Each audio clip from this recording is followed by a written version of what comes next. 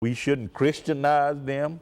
So there were all kinds of questions. And I think all of this is a part of the legacy of 1619. You got to understand 1619, Jamestown, and in order to understand this legacy of slavery. You had to do something to all of these black folks in order to make them slaves. Exactly. I mean, they were not born slaves, and you knew that they were not born slaves, but something has to be done in order to put them in a special class so that we can what? Make them slaves and also for life. To justify it. Justify it. Because That's after 1619, you had after the 1690s, when you had the statutory recognition of slavery in Virginia and Maryland, and later in other colonies, there was a need to justify the institution, and the Bible became a tool of pro-slavery propaganda. Because if you could point to the Bible and argue that God established the institution of slavery, that God meant for people, for African descent to be slaves, then you had justification that most people weren't willing to argue against. So all kinds of justifications. But we know the Bible was an important tool of pro-slavery propaganda. And plus, it was understood that you could get some labor out of these Africans. Exactly. And you could get as much labor out of them as they could give. There's no limit in terms of what you can't have them do. Exactly. See, but my problem today is that not many of us look back to 1619 as an important date. Now, I went online and I saw that in Virginia, a lot of celebrations are going on this year at Hampton University. Hampton University alum by the name of Calvin Pearson has started this organization called Project 1619 Incorporation. Oh, good. Incorporated, rather, which is devoted to raising money for a memorial to commemorate August 1619 as the beginnings of African presence in America. And of course, at Virginia Union, you have events going on. Commemorative events, commissions are established throughout the state of Virginia, but nothing else is going on around the country.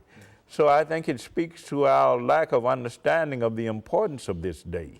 We need to become more conscious about what 1619 means for the black presence in America as a whole, not simply in Virginia, but throughout the country. Because it was from Virginia that they went from all across the continent of North America. Exactly, and the irony is in this year, 2019, you have problems like Governor Ralph Northam and the blackface controversy, the Attorney General in Virginia, Mark Herron, and the blackface controversy. It's ironic that 400 years later, as we celebrate the 400th anniversary of Virginia, that we got to deal with these kinds of problems. It's almost unbelievable. That's right, still here. Yeah, which means that we are still dealing with the legacy of Jamestown. That's right. Which is about white supremacy, which is about racial polarization, which is about rigid class distinctions and poverty, the poor, which is about nativism and xenophobia. We're still dealing with that legacy and slavery. That's right. Yes.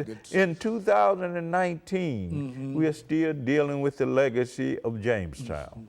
And I think it might be because people don't know, Dr. Baldwin. You know, I think the two of us are familiar with Jamestown, and I think we've demonstrated that in some states there are, you know, this information is available in classrooms. Yeah. But in many places, it's not available. It's not available. And if you look at what's planned for this year, 2019, most of the events are in Virginia. They're having worship services, Black History extravaganzas. They're having exhibitions, prayer vigils, candlelight vigils. All of this is happening in Virginia. And black churches have become involved in Virginia. But when you look beyond Virginia, that's right, at the other states in the Union, you find essentially nothing. And I think people either don't know about 1619, the importance of that date, or they just don't feel that it has anything to do with states outside of Virginia. Yeah, well, I think the problem is that they don't know that much about it. Exactly. And I think that's one of the reasons that I thought that this would be important to talk about Jamestown now, and that you would be the most important person to talk about that, because I think you have the ability to see it from not only a religious point of view, but also from a labor point and a legal point of view. Exactly. And the importance of Africans. You have to understand that Jamestown 1619 is not about simply Virginia. It's not about local history or regional history. It's about national history. That's right. It's not simply about black history. It's about American history. That's right. And once we realize that, and I'm hoping that this celebration will catch on in churches and educational institutions around the country, other institutions, because 1619 is the beginning of the black presence in America. And black people have a lot to be proud of. Yeah, the permanent black presence in English-speaking America begins with 1619. And we can point to that as a very, very important date.